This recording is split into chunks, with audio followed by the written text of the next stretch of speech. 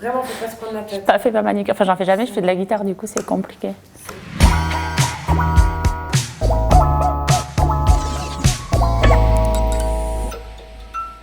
Salut, donc je m'appelle Anaïs Salson et je suis responsable de 42 Lausanne Expérience.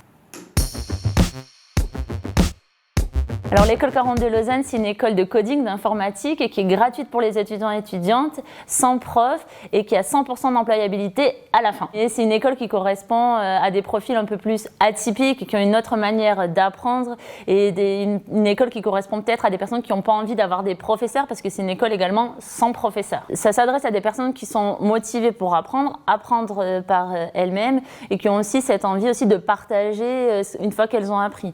L'idée, c'est de comprendre bien la méthodologie, le process, c'est-à-dire de apprendre à apprendre, savoir où aller chercher l'information, tester, échouer, réapprendre, améliorer, partager.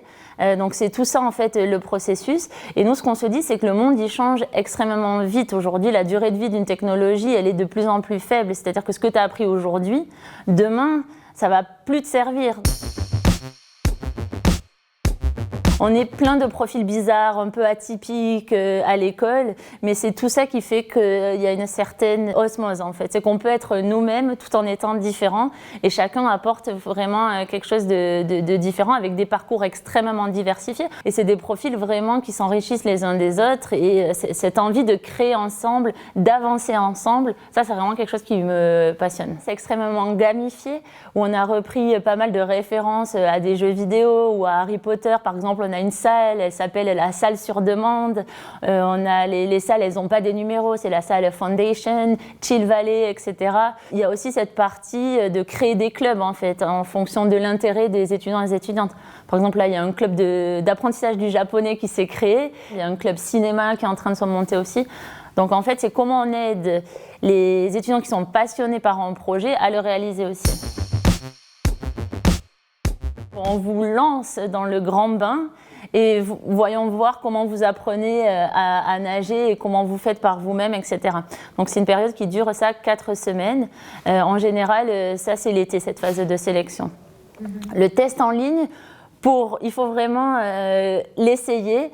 Et une anecdote qu'on aime bien raconter, c'est qu'il y a pas mal de personnes qui échouent, qui ont des masters, etc., qui ont un autre type de formation.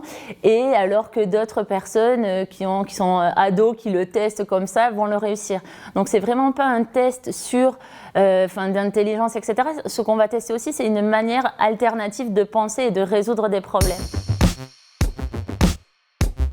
Après, sur la question de la certification du diplôme, le diplôme n'est pas reconnu. Quand tu décides d'arrêter, parce que chacun décide d'arrêter à un moment donné, il n'y a pas vraiment de fin.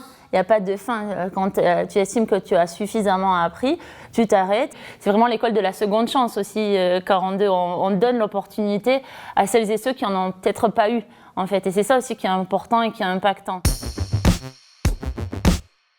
Merci de me poser cette question parce que j'ai enfin l'impression d'être alignée avec ce que je crois dans le futur de l'éducation et comment on apprend. Et la question d'être motivé, d'être passionné, d'aller au bout de ce qu'on veut apprendre, d'être capable de s'adapter au fur et à mesure, d'avoir des projets, de les mener à fond. Il y a toute cette idée d'apprendre ensemble et qui fait que finalement on a des personnes qui sont vraiment passionnées par ce qu'elles font.